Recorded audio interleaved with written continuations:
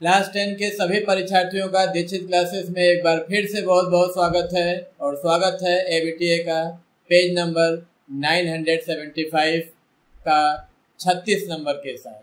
ये 36 नंबर आपके लिए हम हर वीडियो में जोड़ दे के बोल रहे हैं कि बहुत ज़्यादा महत्व रखता है। किसी भी स्टूडेंट का अगर इस 36 नंबर का 80% या उससे ज़्यादा अगर सही होता है तो आप विश्वास कीजिए मेरा, हिस्ट्री जिसमें अमूमन माने लड़के डरते हैं कि अच्छे मार्क्स नहीं आते हैं, उसमें आपके 80 से ऊपर मार्क्स आएंगे। एबीटीए एक जरिया है आपको तमाम एमसीक्यू तक पहुंचने का। चलिए हम शुरुआत करते हैं एमसीक्यू के साथ। पहला क्वेश्चन है, Boria Majumdar is associated with history of games and sports. दूसरा number, Gram Varta Prakashika newspaper was publish from. देखिए, ग्राम वार्ता प्रकाशिका आपके बुक में लिखा हुआ है।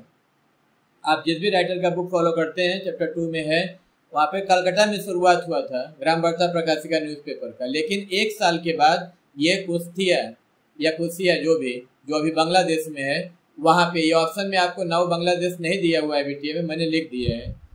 तो करेक्ट आंसर यही होगा, कलकत्ता नहीं होगा। Third number, the first vice chancellor of Calcutta university James William Colvile.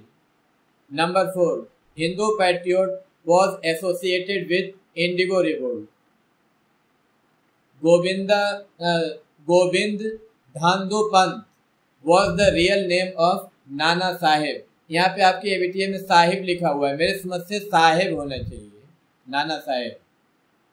Number 6, Zamindari Sabha या Zamindari association was founded in the year 1837। ध्यान दीजिए, जमींदारी सभा या जमींदारी एसोसिएशन ये हुआ था 1837 में। 1838 में जो उसका नाम बदल के रख दिया गया था land holder society.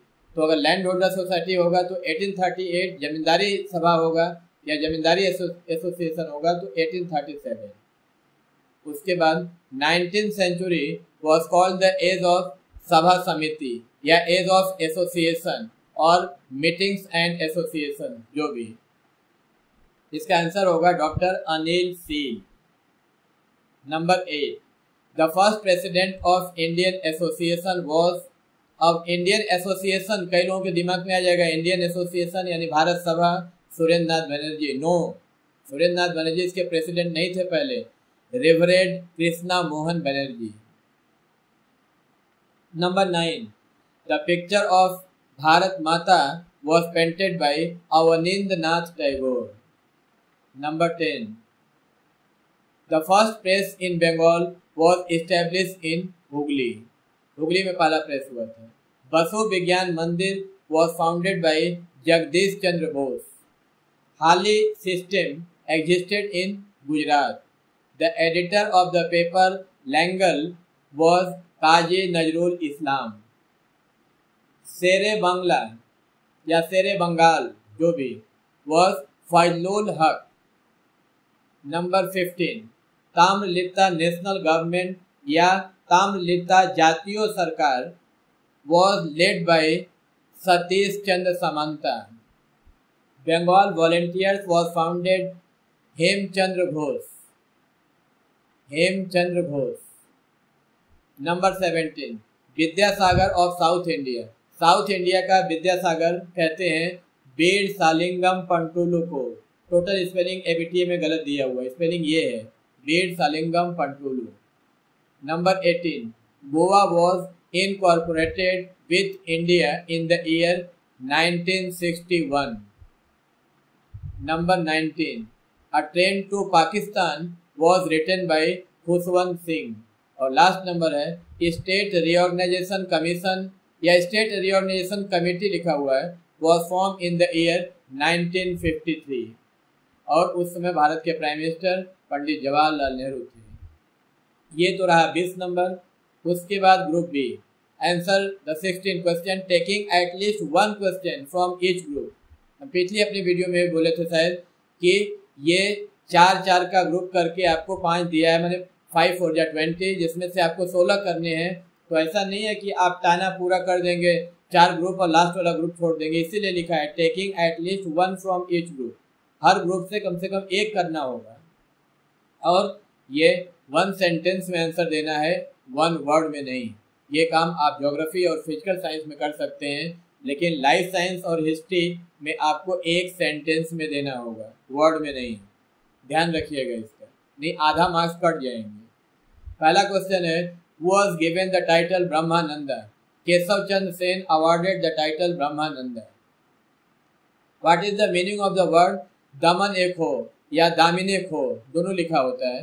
The term दामिने खो या दमन एक हो mean the foothill land और rent free land, इन दोनों में से कोई एक भी लिख देंगे तो सही होगा।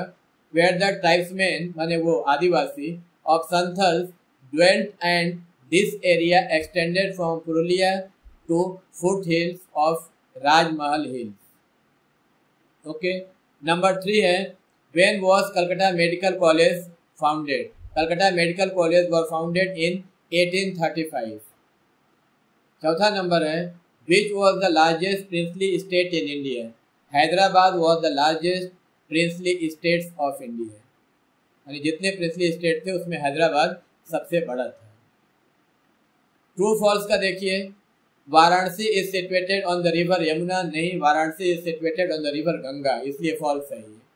रविन्द्रनाथ टैगोर रोट आनंद मठ, रविन्द्रनाथ टैगोर नहीं, बंकिम चंद्र चटर्जी लिखे हैं आनंद मठ, इसलिए ये भी फॉल्स है। राजा राधा कांता देव वॉज द प्रेसिडेंट ऑफ जमींदारी सभा, द्वारका नाथ थे, इसलिए ये भी फॉल्स है।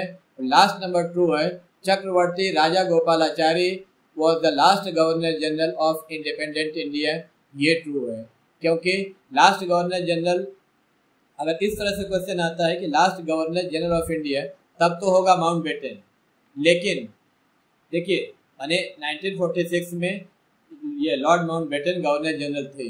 उसके बाद भारत जब आज़ाद हुआ तो उनके टर्म को बढ़ाया गया, यानी आज़ाद भारत के पहले गवर्नर जनरल वो थे माउंटबेटन, लेकिन यहाँ पे लिखा हुआ लास्ट वाला लिखा, पहला नहीं लिखा, लास्ट गवर्नर जनरल लिखा है, और इसलिए ये राजा गोपालाचारी सही होगा। कई बार ये क्वेश्चन आंसर में आ जाता है कि who was the first Indian governor general of free India या इंडिपेंडेंट इंडिया, तो भी वहाँ पे आंसर यही होगा, चक्रवर्ती राजा गोपालाचारी या C. राजा गोपालाचारी, ऐसे भी आप लिख सकते हैं। तो ये तीनों फॉल्स है, ये ट्रू है। उसके बाद ये मैचिंग मैंने सामने लिख दिया है, Shanti Niketan, Rabindranath Tagore, constituent assembly doctor Rajendra Prasad, Sadharan Brahman समाज शिवनाथ शास्त्री और रंपा रेवोल्ट अलूरी सीतारामा राजू। उसके बाद select the correct interpretation of the following statement. पहला स्टेटमेंट है, the Bengali intellectuals did not support the great revolt of 1857, why? Third number correct है, because the Bengali intellectuals thought that the revolutionaries supported the old system and they were ये retrogressive मतलब उसको क्या होता है, मैंने गलत काम करेंगे, वैसा कुछ मनमाना करेंगे। दूसरा नंबर, स्वामी विवेकानंदा रोट वर्तमान भारत, करेक्ट, इसका भी तीसरा ही है। His aim was to spread patriotism यानी देशभक्ति by unifying the Indians irrespective of caste and creed। और थर्ड नंबर है, national educational council was founded in 1906, इसका भी तीसरा ही है, to impart national education. Impart मतलब होता है प्रदान करना, इम्पार्ट मतलब बंटवारा करना भी होता है, यहाँ पे इम्पार्ट माने नेशनल एजुकेशन भारतीयों को देने के लिए, अपने देश की शिक्षा। और चौथा और लास्ट नंबर है, the government of India started the Meerut conspiracy case in 1929 because इसका क्या होगा सही, it wanted to suppress the country wide माने पूरे देश वाइज कम्युनिस्ट मूवमेंट। ये 20 और 16 36 मार्क्स का मैंने आपको बता दिया। आप लोग वीडियो को देखिए।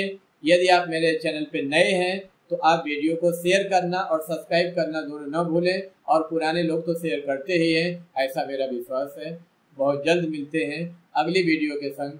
आपका बहुत बहुत धन्यवाद।